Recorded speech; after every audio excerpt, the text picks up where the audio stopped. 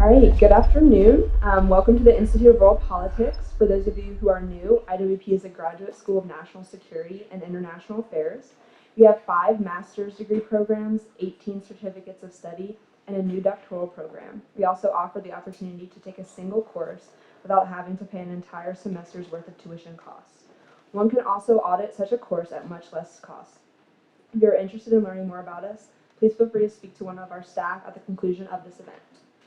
Dr. Marek Chodakiewicz holds the Kosciuszko Chair in Polish Studies at the Institute of World Politics, where he also serves as a professor of history and teaches courses on geography and strategy, contemporary politics and diplomacy, Russian politics and foreign policy, and mass murder prevention in failed and failing states. He is the author of Intermarium, The Land Between the Black and Baltic Seas, and numerous other books and articles. Professor Chodakiewicz is the head of the Center for Intermarium Studies at the Institute of World Politics.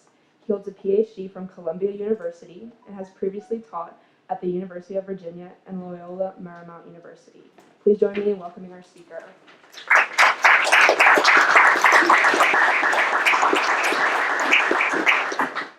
Thank you for being here. I would like to thank especially my captive audience from Geography and Strategy, which we interrupted so we could do this. We remember Poland because Poland was first to fight. Many were very surprised because the odds disfavored Warsaw. It stood alone, eye to eye, with two totalitarian powers, Nazi Germany and Soviet Russia. One should not be surprised. After all, Poland has not changed its position for over 1,000 years. Some people say that geopolitics is not important. In fact, geopolitics is a self-fulfilling prophecy. If we just should stop thinking geopolitically, it'll all go away. There will be no aggression. We could hold hands and sing Kumbaya. Well, reality is what it is. And if you stop thinking about geopolitics, geopolitics will think about you. As Trotsky said about war, you may not be interested in war, but war is interested in you. Same with geopolitics. Putting your head in the sand results in suicide. So even if you don't believe in geopolitical determinism, you should be at least aware of your geographic whereabouts. And Poland was. So let's stick to geopolitics. The Second Polish Republic, interwar state, was between Germany and Russia, just as it is right now. Things are good for Poland when Germany is decentralized. And things are good for Poland where Russia is in the throes of some crisis, smuta, or times of trouble, or it's occupied by a foreign power like the Mongols. Then things are good for Poland. However, the minute Germany centralizes, then the nation's leaders focus on matters of political foreign expansion, in particular towards the east, whether it's through annexation, partial or full, or just a relatively benign increase of Germany's sphere of influence. When Russia is not occupied by foreigners or it's not occupied with its own internal problems, it is interested likewise in foreign expansion in all sorts of directions. And that's bad for the neighbors, because anytime it pushes west, it inevitably comes to collude with Poland. And Russia's first move is to satellitize Poland and then to absorb it. It has been like that for centuries. Whereas the Germans treat their satellites in an arrogant, or at least impatient manner, even the Third Reich was capable of putting up with the dwarfs that submitted to Berlin. Unfortunately, Russia is not aware of the existence of the concept of a junior partner, even to the extent that the Third Reich could relate to, say, Bulgaria or Hungary. That is unknown in Russia's political dictionary. Moscow must dominate absolutely. There is therefore no room to maneuver vis-a-vis the Kremlin, just total submission. In the interwar period, Poland felt the impact of the consequences of the lack of the decisive Allied victory in World War I. General Pershing said, "We take Berlin, otherwise the Germans won't know that they lost the war." Unfortunately, liberals led by David Lloyd George said, "Oh, if we continue fighting, we may lose some people." Well, congratulations, we stopped, and what happened next was World War II and the Holocaust. All compliments of David Lloyd George and likewise minded liberals, because we didn't finish the business. Germany's will to fight was not broken. A lethal mistake. Instead of a victory in World War I, we had a 20-year armistice, as Marshal Foch remarked. And we had German revanchism, as well as the legend of the blow to the back, or stab in the back, Dolchstoßlegende. In addition, there was the myth of the Carthaginian Versailles Treaty, even though Germany was treated much more nicely than the Second Reich treated France in 1871, not to mention Russia at Brest-Litovsk in 1918. Well, the second power, which, in addition to Germany, which opposed the Versailles Treaty, was Soviet Russia. Both states continued the alliance which was initiated by the plots by the German military intelligence to wreak havoc on Russia during the First World War. And it resulted in sending Lenin and his comrades in a sealed train, and afterwards many more trains full of gold to maintain Bolshevik subversion and Bolshevik revolution in Russia. It is Germany's fault we had to reckon with communism, because the Germans unleashed the virus on the world. After the war, the partnership endured, both militarily and commercially. And that notwithstanding the liberal system of the Weimar Republic, which was still nationalist. Additionally, Moscow and Berlin complemented each other very well on the field of anti-Polish subversion and propaganda. The commonality of interest was sealed first by the Treaty of Rapallo in April 1922, and then it was blessed by the West by the Treaty of Locarno. The French, the British, and others simply facilitated German revanchism and the spread of Bolshevik revolution, so long as it did not impact the West, so long as it was confined to the Intermarium. By that time, the United States had withdrawn from world politics.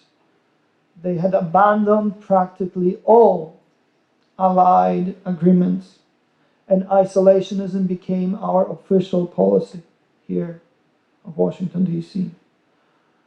The British toyed with an Olympian splendid isolation. That means they withdrew as well. They thought that the balance of power politics meant the necessity to weaken France, which had emerged victorious from the war, or at least apparently so. Therefore, the British resolved to help the Germans, or at least not to thwart them. Without America and Europe, all old antagonisms surfaced very fast. The French tried to play a game, and they weren't very good at it. According to Parisian theories, a weak Poland should substitute for powerful Russia as a counterbalance to mad Germany in this new geopolitical system. Therefore, Paris signed an appropriate alliance with Warsaw in 1921.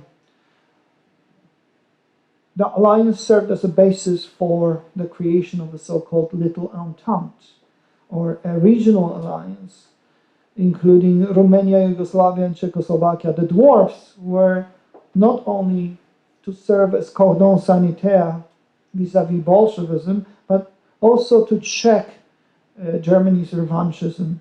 Well, good luck. The alliance was fiction from the get-go. Romania was too weak to block anybody. Yugoslavia was too divided to take care of itself because the Serbs dominated the Croats, Bosniaks, and the Slovenes, and everybody hated each other. There was not even talk in Belgrade about stopping the Soviets or Germans. The Czechs were in the worst position. Prague was afraid of Berlin, but it kissed up to Moscow. Moreover, at the time of mortal danger to the Polish Republic, the Czechs attacked the Poles when the Polish were trying to fend off the Bolsheviks. The Czechs attacked the Poles and cut off Cession Silesia from its roots. Further, Czechoslovakia was in the grips of family quarrel, as the Slovaks believed they got the short end of the stick, and pretty soon they were so alienated they wanted nothing to do with Prague. Both the Hungarian and German minorities were unhappy, and the German minority, in particular in Sudetenland, worked actively for the destruction of the Czechoslovak Republic.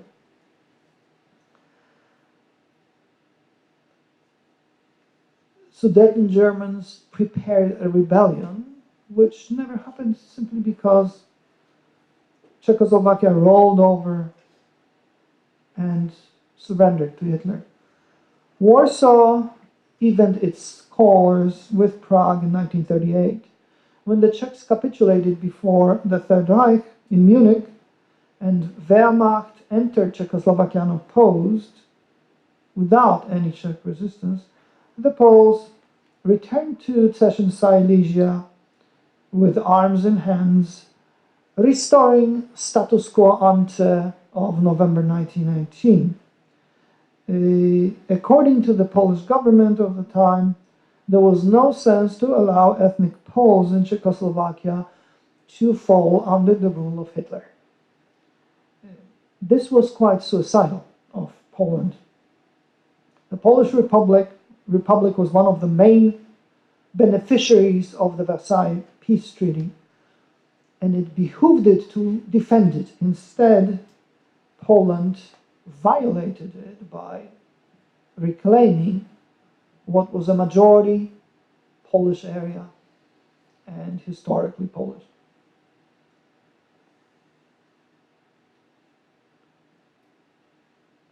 The Versailles system should have been more important for Poland than cession Poles, despite Czech treachery. The Poles should have sucked it up. The alliance with Prague should have been a priority because of geopolitical calculations. That was not so. Warsaw preferred to cooperate with Hungary rather than with the Czechs. So it's no wonder that in 1938 Warsaw rejected a Soviet proposal to let the Soviet troops through. Stalin promised to help Czechoslovakia. Of course, he was interested in taking over Poland, so no sane Polish government would have allowed the Red Army in. They would have stayed forever. Further, there was also no guarantee that Stalin would have fought against Hitler for the freedom of the Czechs. In a similar vein, Poland rejected years of wooing by Hitler. Hitler wanted Poland to join the Third Reich in an expedition against the Soviet Union. And the Polish government said no. Poland was supposed to cede Silesia and Polish Pomerania, incidentally called in a masterstroke of political warfare genius the corridor, as if it were not populated by human beings, mostly Polish Catholics. This was a genius trick. But the Poles said no to that too. Poland was supposed to be compensated in Ukraine. In the Ukraine. At that point, following the partition of Czechoslovakia, France woke up and it had revived the alliance with Poland of 1921. Soon, Great Britain closed ranks and issued guarantees, as well as signed a military treaty with Poland. This was March 31st, 1939, and then August 25th, 1939. Warsaw, London, and Paris deluded themselves that if these facts, alliances, don't retard war, don't stop the war, then at least they'll retard it. However, Berlin was guessing correctly that if Germany attacks Poland, no one would help her. Hitler thought, on the other hand, that if Wehrmacht throws itself against France, the Poles are crazy enough to keep their word of honor, and they would attack Germany, which was a correct assessment. Therefore, the German tanks were aimed at Warsaw first, and the Poles naively trusted their exotic allies, the French and the British. Well, the British were, fairly speaking, were not in position to help. They had the Navy and some of the Air Force, but their land forces were no match for the Wehrmacht. The French could. There were about 9 divisions, including 3 first-line German divisions, facing about 100 divisions on the Western Front of the French. And the French never moved. They left Poland to its own devices, thus violating the alliance. Well, did the Poles have a different choice other than oppose Hitler? Perhaps they should have gone with the Soviets, with Stalin. Well, that option didn't exist. To surrender to Moscow meant a complete loss of independence. Estonia, Latvia, and Lithuania did just that. They surrendered to Moscow. And they were overwhelmed, sucked in, without firing a shot, practically. Therefore, Warsaw rejected also Stalin's feelers to participate, along with the Kremlin, in the partition of the Baltic states. Just like Hitler wanted Poland's participation in the attack east against the Bolsheviks, so did Stalin wanted to involve Poland in some kind of a geopolitical scheme to buy it. To ignore Stalin's proposition meant that Poland endeavored to continue to maintain its neutrality. The Polish government called it the policy of balance. It reflected itself in bilateral treaties of non-aggression. First, Warsaw signed one with Moscow in July 1932, and then with Berlin in January 1934. The last treaty was created or was signed after the fiasco of Marshal Piłsudski's initiative to convince France to wage preventive war against the Third Reich after Hitler's democratic assumption of power in 1933. The French said, well, the Poles are warmongers. Again, the government was liberal in France and progressive. Poland thought it could balance between the two totalitarian monsters indefinitely. But one can only balance so long when the states, the entities against which you execute this maneuver, remain enemies of one another. Once they make up, there is nobody to balance against, because the enemies are now friends, and they usually turn against the person who was doing the balancing, or the state that was doing the balancing act. Unfortunately, in a classical maneuver, geopolitical maneuver, repeated through centuries, Germany mutually fell in love with Russia.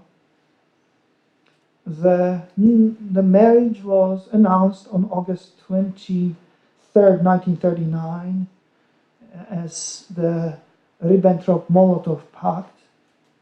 The nuptials took place over the dead body of Poland during the September campaign of 1939. The Second World War would not have erupted had it not been for the alliance of the two totalitarian states, Soviet Russia and the Third Reich. Hitler attacked on September 1st, 1939. Stalin joined on September 17th, immediately after signing in Moscow a official ceasefire treaty with Japan, following a crushing Soviet victory in border war at Golkin Gol. The Japanese call it Nomonhan. The Red Army invasion decided the Polish campaign. The Poles fought alone against two enemies. Allied help never materialized. The Polish Republic struggled for 5 weeks, and it was almost as long as it took the Third Reich to overwhelm France in 1940. The last Polish army was destroyed on October 5th, 1939, in the field. There was never any capitulation, no negotiations. A few units of the Polish army continued to wage guerrilla war against both Germans and Soviets, Nazis and Soviets. To compare, Denmark fell in 8 hours. That's how long it takes to drive from the German border to Copenhagen. I used to think that the only people who resisted were the bare fur-clad guards at the Royal Palace. They did fight until the king told them to stand down. But there was a single company that didn't get a message. And it actually tried to oppose the Germans and fired off some shots. So my hat goes off to them. It took 3 days to drive through Norway. Belgium lasted a week. The Netherlands 2 weeks. And in Western Europe, Stalin was not helping Hitler, other than supplying him with gas, oil, and all the raw materials that the Third Reich needed for its victory to replenish armies that had been terribly challenged and lost much of their equipment and much of their ammunition. The role of the Polish Republic at the international field ended in de facto on September 1st, 1939, and de jure perhaps on October 5th, 1939. Polish government in exile became a hostage of its allies, first France and then Great Britain. It stopped to be sovereign. It stopped to be sovereign. The Polish ally created trouble, that's how Churchill viewed him, especially after the Third Reich attacked the Soviet Union, forcing the switch of alliances. Stalin now became a Democrat and a liberal. Roosevelt and Churchill sold Poland to Stalin in Tehran in 1943, in Yalta in 1945, and in Potsdam in 1945. And it didn't really matter how bravely the Polish armed forces fought on land, in air and water, on seas, in the West, on every single front, even in China, Polish pilots. It just didn't matter. And it counted for nothing that Poland created Europe's largest resistance organization. The Poles were sold down the river, and they became victims, once again, of geopolitics. Freedom returned after 1989, and then some Poles, mostly conservatives, following in the footsteps of their intellectual predecessors, conservatives and monarchists, people like Stanisław Mackiewicz and Adolf Bocheński, began to ponder whether it was not worth joining the Germans against the Soviets. Hitler, after all, was kinder to his allies than Stalin to the states which he absorbed. There would be no Auschwitz, there would be no Gulag and mass murders of the Polish Christian elite. Holocaust would not have taken place on the Polish land because Poland would have been an ally, which would not have let Hitler do that to Polish citizens. Perhaps it could have even done as well as Bulgaria, saving its Jews. Who knows? For me, however, for us, the choice between Hitler and Stalin is the choice between syphilis and gonorrhea. During the Second World War, Poland had two totalitarian enemies. It fought against both. I am very sorry that Great Britain and the United States decided that there was only one enemy, Hitler. Unfortunately, only General George Patton advised sagely, first we take Berlin, next we take Moscow. Patton understood geopolitics well. Perhaps he was Polish. Thank you very much.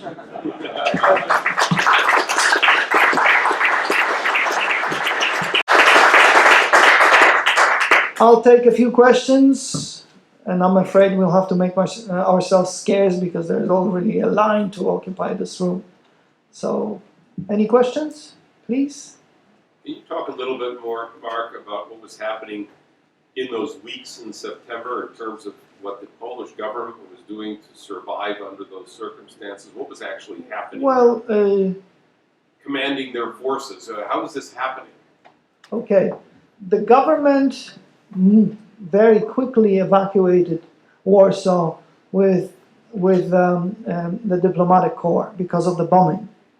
They should have known from Spain and Manchuria and other places, that the new style of war entailed targeting civilians. They lacked the necessary imagination because oftentimes you simply can't relate to reality, even if it's hitting you with bombs. What? You're dropping bombs on an open city? Anyway, so the government moved. There was some communication with the general headquarters because the military command moved as well. But most of the time, because the communications were broken and contact became increasingly haphazard, the armies were left on their own. The Polish government didn't think the campaign would last that long because of the French and the British, so they made an unwise decision to line up their borders. And the Germans attacked from everywhere, including with the Slovak army, which not too many people know about, but Slovakia was a Nazi satellite, so it attacked Poland. That put the Polish armies at a disadvantage. They tried to withdraw and regroup, and at one point there was a successful offensive stage against the Germans, who were stopped for about 3 days. That's the Battle of Bzdura.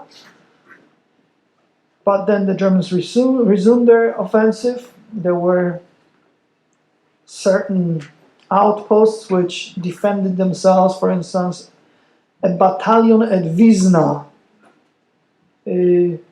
stopped Guderian's army because the Germans couldn't move. Again, for 3 days against a battalion. There is even a heavy metal band in Sweden that immortalized the Battle of Wisna. I'd play it, but then you run from the institute because it's heavy metal. Sabaton it's called, if you want to look at it.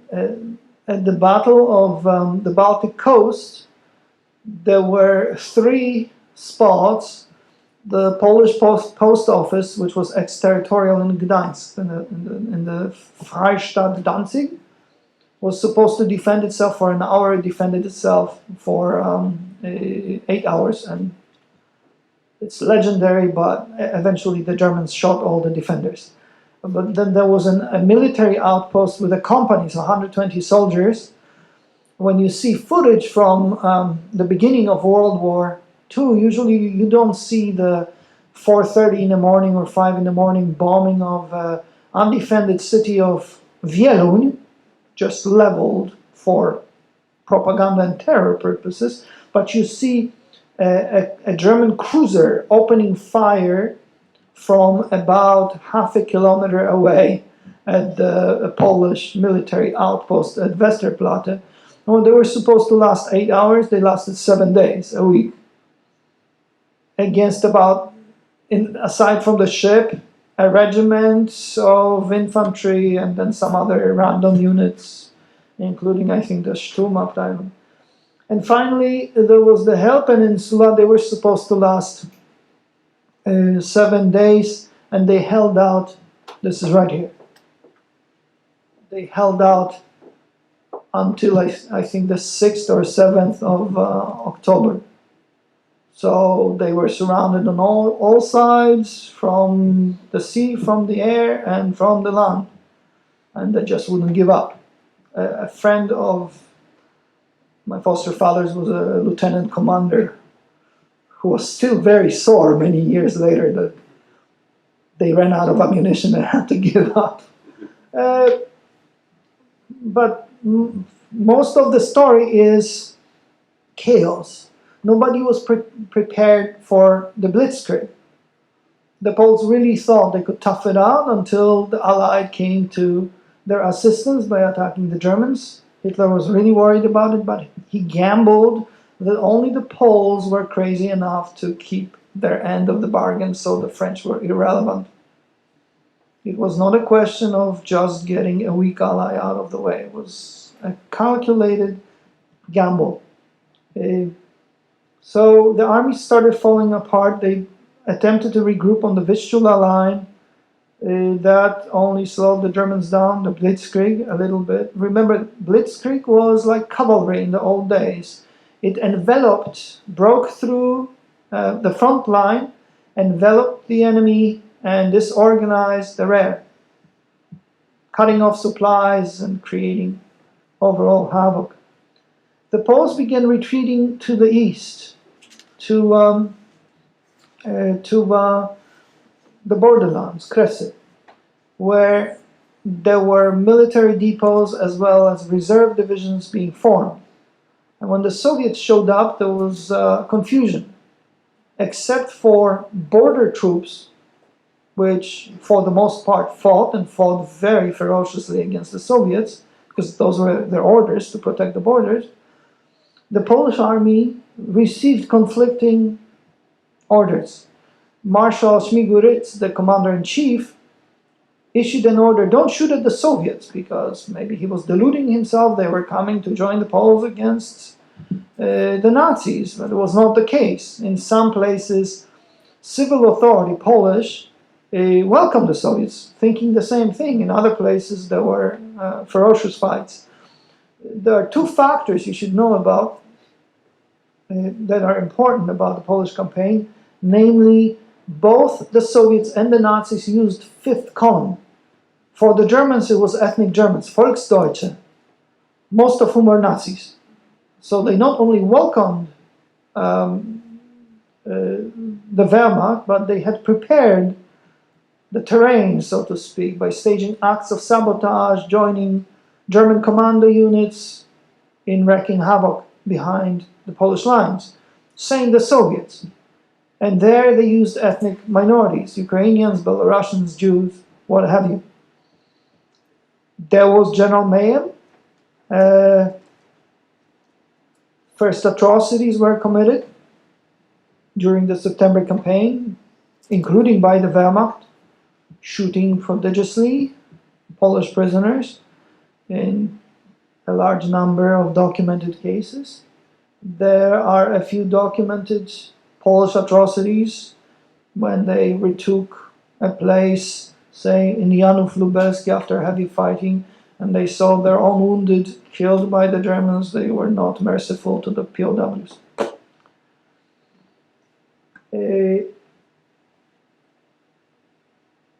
The Soviets completely disorganized the Polish defense plan by moving in. And the resistance to the Soviets grew as time progressed, not the other way around. That is, first surprise, the border troops fighting.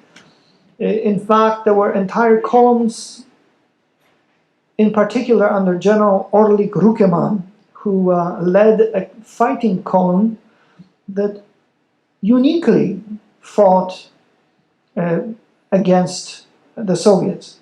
In other cases, I mentioned the last battle, the so-called Army Group Kleberg, General Kleberg, which capitulated because it ran out of ammunition on October 5th, 1939.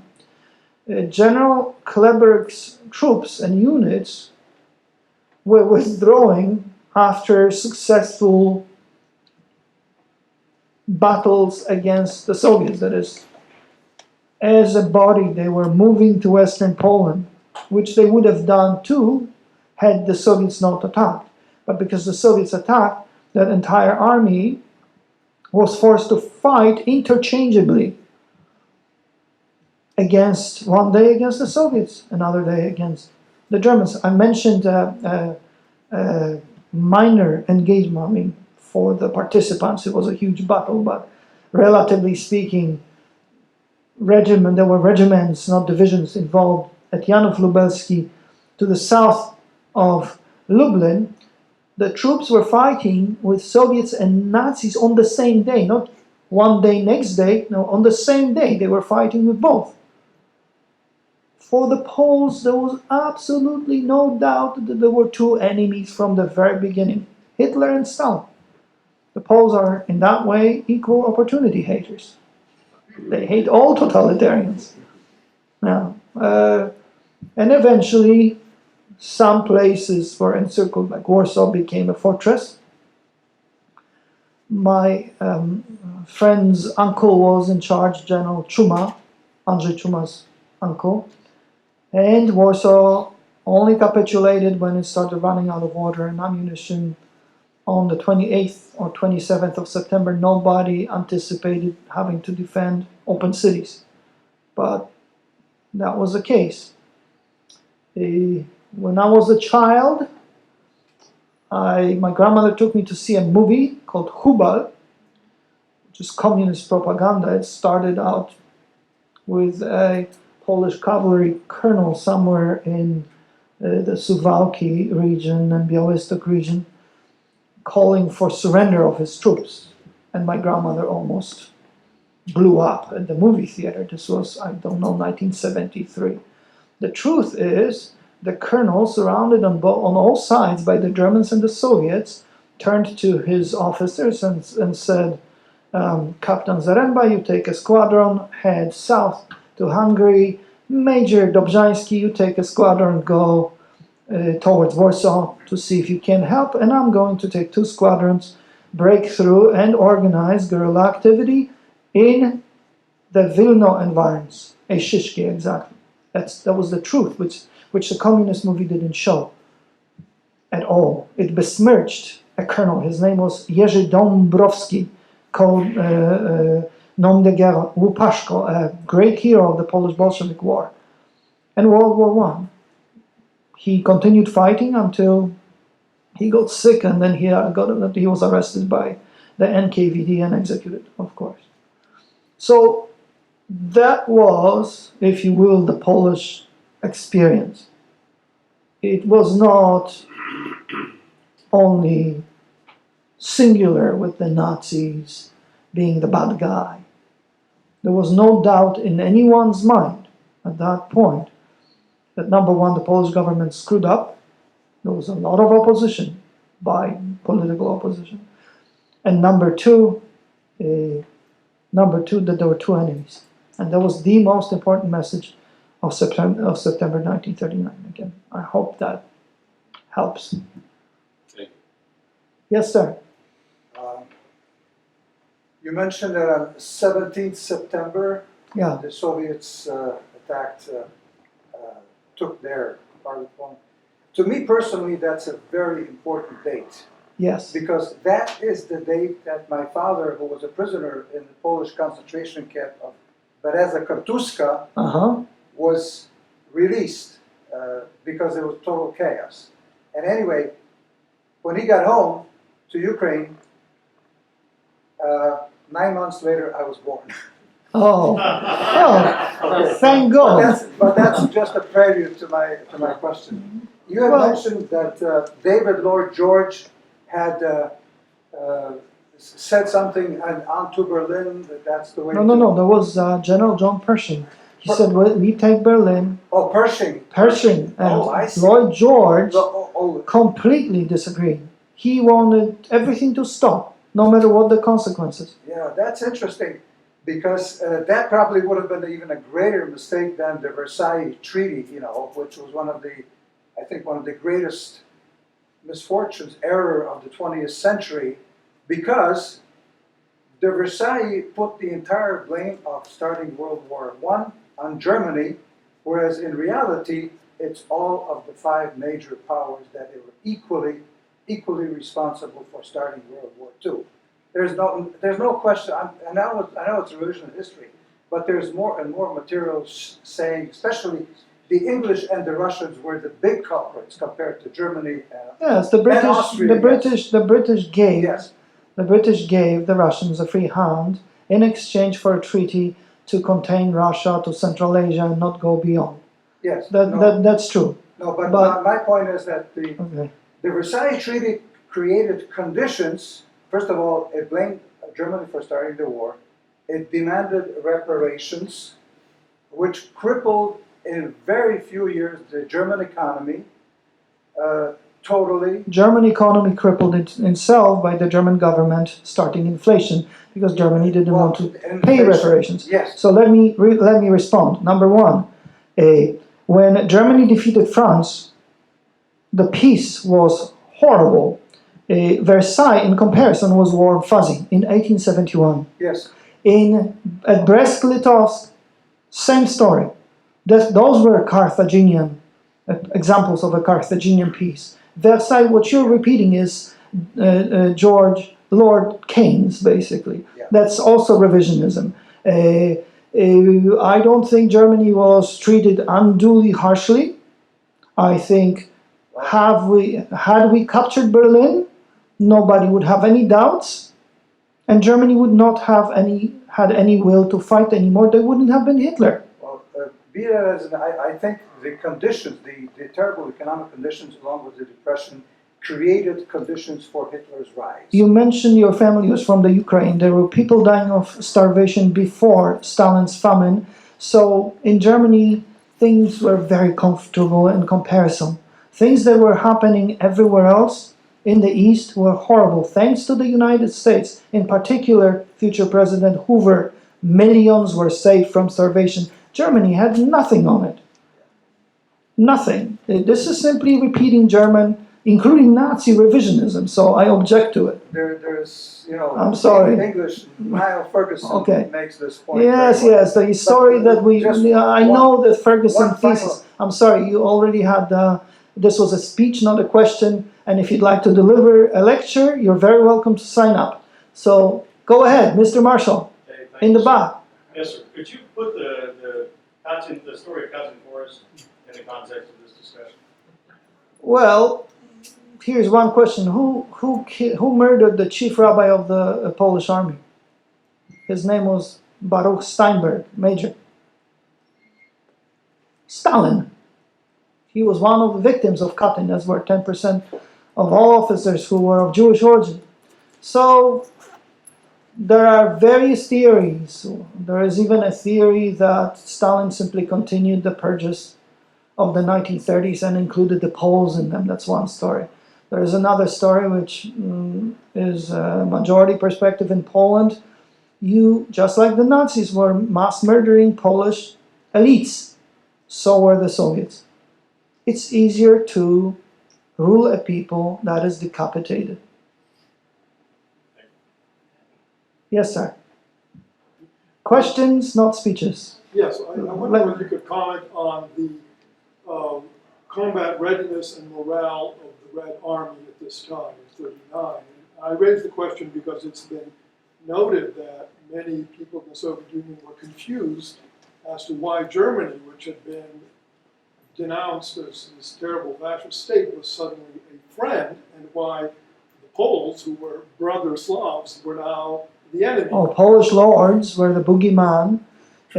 After World War II, they were replaced in Soviet propaganda by the Zionists.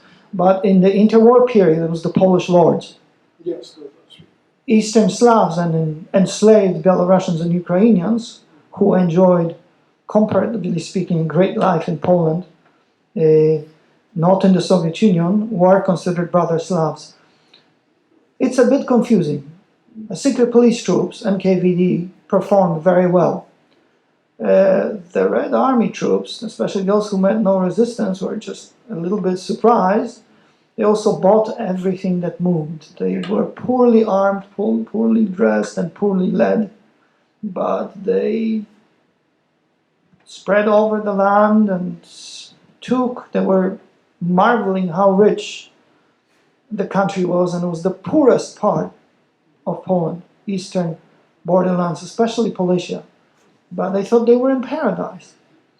They were also trained, and there are a few good books about it, but if you have a lot of time, travel to the Hoover Institution. There are documents deposited at the Hoover which recount the occupation. So they were all trained to answer certain questions. For instance, when they encountered oranges, the troops who were not from the Caucasus had no idea what it was, but they would respond, "We have factories of oranges." And the Poles would say, "How about Greta Garbo and tennis? We produce that too." So, obviously. Yeah, it's very sad. They were all brainwashed, but it would be good to have a comparison between German troops or German occupation apparatus and the Soviet occupation apparatus. The Soviets as individuals, in particular when there were no others, were more humane. They would say, if you don't get used to it, you'll croak. And then in front of their own people would be very straight and very restrained. And sometimes they would help, but there are also examples of Germans helping as individuals, so the topic is still waiting for its Homer, so to speak. But I don't think the Soviet troops were impressive in particular. About 10,000 of them died, or casualties in that minor engagement. There was a tank commander, General Pavlov. He didn't do so well. Eventually he and Brig Krivoshein held a victory parade in Grodno with the Nazis, so you have pictures of German and Soviet troops together hanging out and having fun. Somehow the Soviets became honorary Aryans, like the Japanese, at least for the duration of the past. Then, of course, everything changed. Yes, sir. Yes, sir. Could you please comment on what number of and what percentage of the Polish forces ultimately made it out of occupied Poland, either through Romania or other ways? Small percentage. The armed forces were about 1 million. Not all of them managed to mobilize because the Allied asked the Poles not to mobilize prematurely because the French said, maybe there is no war. Why do you want to provoke Hitler? So the Poles waited till the last second. There were various devices. For instance, the armed forces dispatched postcards through the post system as opposed to going on the radio or informing in a mass manner everybody to show up. So they didn't manage to mobilize. When the going got tough, the people who stayed in the fight tended to be volunteers, meaning they could have escaped. And they tended to be ethnic Poles. The minorities bolted, for the most part. And what number ultimately went on then to fight for the British? I guess ultimately about 30,000 made it out of Poland itself, or maybe 100,000 made it out of Poland to Hungary and Romania. But then about 30,000 reached either North Africa, where they enrolled in the Polish Carpathian Corps in North Africa under General Kopański, and to France. I can tell you very quickly about the travails of my foster father. He was from Lvov. He had just returned from military training as cadet officer. He was getting ready to go back to the Lvov Polytechnic to study. He was not recalled for those reasons, so they were all mad. They thought the Sanacja dictatorship didn't want them to fight for Poland. Therefore, they organized a group and went out of the city in search of a military force to join, Polish military force. They kept wandering, and the Germans approached, so they headed east because someone said the Polish army was reorganizing in the east. They were hoping to hook up with some kind of a unit, maybe a depot, obtain uniforms and weapons. On the way, they were caught by a Ukrainian nationalist group which wanted to shoot him, but it pretended to be a red militia to confuse things. They were pro-German, but because the Soviets had already entered, they donned red armbands and wanted to shoot him. Fortunately, the Soviets showed up, and my uncle, Thaddeus Ungar, who was the eldest of all the boys, he was 26 or so, or 7, told the Red Army officer, We're here because we're on our way to the Soviet Union because we've heard we could study for free in the Soviet Union. Thank you for liberating us. And these are bandits. And the Soviet officer at first says, well, you know, they're our Ukrainian brothers, and you, yes, great that you're going to the Soviet Union. Why do you call them bandits? He said, they stole our stuff. Like what? Well, this guy has my Swiss Army knife. Because the kids, where the Polish students were searched, and before being shot and told to dig a grave, but they didn't dig a grave, but they had to give their stuff to that nationalist group. When the Soviet discovered that Uncle Tadeusz was telling the truth, and indeed the Ukrainians had their artifacts, they beat him up and let the Poles go and arrested the Ukrainians. So on the way south to Śniatyn, on the Romanian border where Uncle Tadeusz's family was from, they were arrested by the NKVD, put in a cellar, and awaited sentencing by a revolutionary tribunal. But they escaped because the bars in the window were very poorly attached. They made it to Romania. They were put in a camp. My uncle considered all other kids nerds, so he stole some money from a Romanian store, and the whole group made it to Bucharest, jumped over the fence of the Polish embassy, got fake papers. Then they traveled to Yugoslavia, where the group split. Uncle Tadeusz went with gold smugglers, and my foster father proceeded to Greece, where he stowed away on a ship for Marseille. Then he hopped out and traveled to Kytkedal, where he finished his cadet officer school. Later he fought at Narvik in Norway. And then the French, instead of letting the Poles off in Scotland, insisted on the Polish brigade return to France. The Poles disembarked only to see the French capitulate the following day. So my foster father's battalion commandeered a train and raced to the south of France. They were bombed out and eventually split into squads, small groups. And while attempting to cross the border of Vichy, he and 3 of his friends were taken prisoner by the Germans, who thought they were French. But then, unfortunately, my foster father had a prayer book. And lying in French didn't work, so they were put on guard, put on a little cart with 2 wheels, and conducted to a camp. On the way, the Poles jumped the 2 guards and put them to sleep. So they crossed the border. Nobody wanted to help them. I mean, they demobilized, and they got paid to stop fighting, so to speak. And then they lived in Marseille at a brothel. Only prostitutes would help them. Afterwards, they stole a yacht and sailed for Gibraltar. The yacht capsized because they didn't know how to sail. They were put in a concentration camp called Miranda del Ebro. They were very pissed off because the Francoists called them communists. That really didn't sit well with them.